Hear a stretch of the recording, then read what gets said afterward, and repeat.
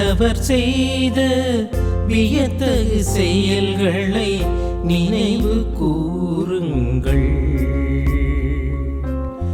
நினைவு கூறுங்கள். ஆண்டவர் செய்த வியத்தகு செயல்களை நினைவு கூறுங்கள், நினைவு கூறுங்கள். நாட்டில் அவர் பஞ்சம் வரும்படி செய்தார், உணவென்னும் ஊன்றுகோலை முறித்து விட்டார். அவர்களுக்கு முன் ஒருவரை அனுப்பி வைத்தார். யோசேப்பு என்பவர் அடிமையாக விற்கப்பட்டார். அவர்தம் கால்களுக்கு விலங்கிட்டு அவரை துன்புறுத்தினர். அவர்தம் கழுத்தில் இரும்பு பட்டையை மாட்டினர். காலம் வந்தது, அவர் உரைத்தது நிறைவேறிற்று. ஆண்டவரின் வார்த்தை, அவர் உண்மையானவர் என மெய்ப்பித்தது.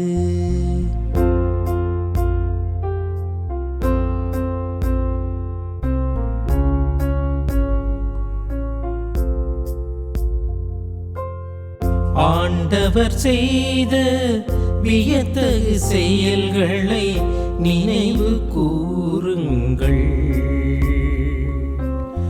நினைவு கூறுங்கள். ஆண்டவர் செய்த வியத்தகு செயல்களை நினைவு கூறுங்கள், நினைவு கூறுங்கள். மன்னரால் அனுப்பி அவரை விடுதலை செய்தார். மக்களினங்களின் தலைவர் அவருக்கு விடுதலை அளித்தார். அவர் அவரை தம் அரண்மனைக்கு தலைவராக்கினார். தம் உடைமைகளுக்கெல்லாம் பொறுப்பாளராக ஏற்படுத்தினார்.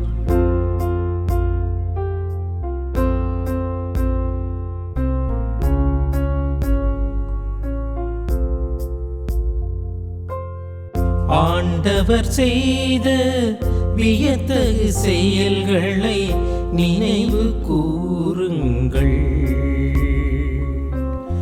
நினைவு கூறுங்கள். ஆண்டவர் செய்த வியத்தகு செயல்களை நினைவு கூறுங்கள், நினைவு கூறுங்கள். திருப்பாடல் 105. ஆண்டவர் செய்த வியத்தகு செயல்களை நினைவு கூறுங்கள். அன்பர்களே, வியப்பு என்பது எப்போது வரும்? நிகழாத ஒன்று நிகழுகின்ற போது வியப்பு வரும். மனித அறிவுக்கு எட்டாதவைகள் நிகழுகின்ற போது, நடைபெறுகின்ற போது வியப்பு வரும். அப்படிப்பட்ட வியப்பை வெளிப்படுத்துகிற ஒரு திருப்பாடல் தான் இன்றைக்கு நீங்களும் ஞானும் தியானித்து கொண்டிருக்கிற திருப்பாடல் 105. கடவுளுடைய அருஞ்செயல்களை பார்க்கிற பொழுது, கடவுள் செய்கிற காரியங்களை பார்க்கிற பொழுது ஒவ்வொன்றும் வியப்புக்குரியதாய் இருக்கிறது. எனவே வியப்புக்குரியவராக நம்முடைய கடவுள் இருக்கிறார் என்று சொல்லி கடவுளை வியந்து பார்த்து அவருடைய வியப்புக்குரிய செயல்களை புகழ்ந்து பாட அழைக்கிற ஒரு அழைப்பு பாடலாக இன்றைய திருப்பாடல் 105 இருக்கிறது. எகிப்திய அடிமை தலையிலிருந்தும் பாவ கட்டுக்களிலிருந்தும் விடுதலை அடைந்து வருகிற இஸ்ரேல் மக்கள் கண்ணுக்கு புலப்படாத காற்றை போல எங்கும் நிறைந்திருக்கிற இறைவனையும் அவருடைய அருஞ்செயல்களையும் உடன்படிக்கையினால் ஏற்படுகிற அந்த உறவு ஒன்றிப்பையும் நினைத்து பார்த்து அக்களிப்புடன் பாடுகிற ஒரு பாடலாக இன்றைய திருப்பாடல் 105 இருக்கிறது. அன்புக்குரியவர்களே, திருப்பாடல் 105 இறைவனுடைய கரங்களில் இஸ்ரேல் மக்களுடைய வரலாறு அடங்கி இருக்கிறது என்று தெள்ளத் தெளிவாக சொல்லுகிறது. இஸ்ரேல் சமூகம் இறைவனுடைய பாதுகாப்புக்காக, இறைவனுடைய பராமரிப்புக்காக அடிமைகளாய் இருந்த தங்களுக்கு இறைவன் கொடுத்த அந்த மீட்புக்காய் ஒரே சமூகமாய் ஒன்று கூடி, இஸ்ரேல் மக்கள், இஸ்ரேல் சமூகம் ஒன்று கூடி அக்களிப்புடன் துதித்து பாடுகிற ஒரு புகழ் பாடலாக இன்றைய திருப்பாடல் 105 இருக்கிறது.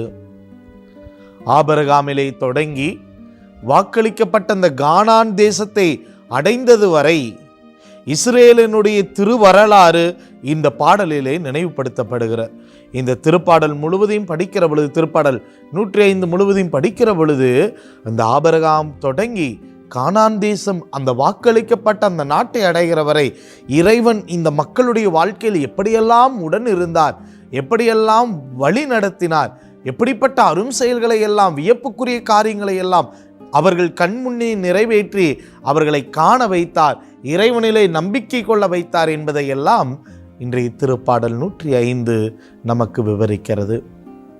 இன்றைய திருப்பாடல் முழுவதையும் படிக்கிற பொழுது இந்த திருப்பாடலிலே வருகிற வரிகள், விளக்கங்கள் ஒவ்வொன்றும் பழைய ஏற்பாட்டினுடைய தொடக்க நூலிலும் விடுதலை பயணத்திலும் இருந்து எடுக்கப்பட்டவையாக இருக்கிறது. இந்த திருப்பாடலிலே மொத்தம் 45 வசனங்கள் இருக்கிறது. இந்த 45 வசனங்களையும் விவிலிய அறிஞர்கள் 6 பெரும் பிரிவுகளாக பிரிக்கிறார்கள்.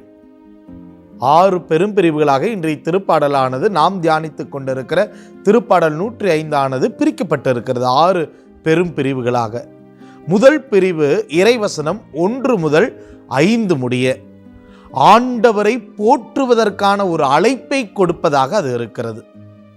இரண்டாவது இறைவசனங்கள் 6 முதல் 15 முடிய ஆண்டவருடைய அந்த பேரன்புக்காய், ஆண்டவர் மூதாதையருக்கு காட்டிய அந்த பேரன்புக்காய் நன்றி சொல்ல அழைக்கிறது. மூன்றாவதாக இறைவசனங்கள் 16 முதல் 22 முடிய யோசேப்புக்கு ஆண்டவருடைய இரக்கம், ஆண்டவருடைய அருள் எப்படி கிடைத்தது, எப்படி வழிநடத்தியது என்பதையெல்லாம் காட்டுகிறது. நான்காவது இறைவசனங்கள் 23 முதல் 25 முடிய அந்த அடிமை தலையிலிருந்து விடுதலை பெற்ற இஸ்ரேல் மக்களுக்கு ஆண்டவருடைய அந்த தொடர் பாதுகாப்பும் ஆண்டவருடைய பராமரிப்பும் எப்படி இருந்தது என்பதை வெளிப்படுத்துகிறது. இறைவசனங்கள் 26 முதல் 36 முடிய அடியான் மோசே வழியாக இறைவன் செய்த அந்த வியத்தகு செயல்களை நினைவு கூறக்கூடியதாக இருக்கிறது. இறுதியாக இறைவசனங்கள் 37 முதல் 45 முடிய அந்த விடுதலை அடைந்த இஸ்ரேல் மக்களுக்கு அந்த விடுதலை பயணத்தின் போது ஆண்டவர் நிறைவேற்றிய வியத்தகு செயல்களை எண்பித்து காட்டுகிறது. ஆக இந்த திருப்பாடல் 105 முழுவதையும் படிக்கிற பொழுது வியப்புக்குரிய இறைவன் அந்த செய்த வியப்புக்குரிய காரியங்களை நம் கண்முன் நிறுத்தி நாமும் ஒரு வியப்போடு அவரை புகழ்ந்து பாட அழைக்கிறது. அன்புக்குரியவர்களே, நம்முடைய வாழ்க்கையிலும் கூட இறைவன் ஒவ்வொரு நாளும் பல்வேறு அற்புதங்கள், பல்வேறு அதிசயங்கள், பல்வேறு ஆசீர்வாதங்கள், மேன்மையான நிலைகளை எல்லாம் நமக்கு கொடுத்து கொண்டே இருக்கிறார். அவருடைய பராமரிப்பு அளவிட முடியாத ஒன்று. ஆனால் நாம் பல வேளைகளில் சின்ன சின்ன காரியங்களில் கூட ஆண்டவருடைய அந்த கரம், ஆண்டவருடைய வழிநடத்தல் இருக்கிறது என்பதை மறந்து பெரிய அற்புதங்களையும் பெரிய அதிசயங்களை மட்டுமே பார்த்து இறைவன் நம்மோடு இருப்பதை பல நேரங்களில் மறந்து விடுகிறோம். ஆனால் சிறிய சிறிய அற்புதங்களிலே, சிறிய சிறிய காரியங்களிலே, சிறிய சிறிய வாழ்க்கை நிகழ்வுகளிலே இறைவன் வியப்புக்குரியவராக இருக்கிறார் என்பதை இன்றைய திருப்பாடல் நமக்கு வெளிப்படுத்துகிறது. வியப்புக்குரிய இறைவனை வியப்போடு வியந்து பாடுவோம். ஜெபிப்போமா? அன்புக்குரிய ஆண்டவரே, நீர் வல்லமையுள்ளவர், வியப்புக்குரியவர். எங்கள் வாழ்வில் எத்தனையோ வியப்புக்குரிய நன்மைத்தனங்களை, ஆசீர்வாதங்களை நீர் வெளிப்படுத்தி இருக்கிறீர், நிறைவேற்றி கொண்டிருக்கிறீர். நன்றி செலுத்துகிறோம். வரும் நாட்களில் அந்த வியப்புக்குரிய காரியங்களை எல்லாம் வியந்து பார்க்கக்கூடிய ஒரு உள்ளத்தை எங்களுக்கு தாரும்.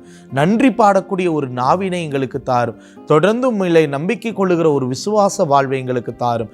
எங்கள் ஆண்டவராகிய கிறிஸ்து வழியாமை மன்றாடுகிறோம். ஆமேன்.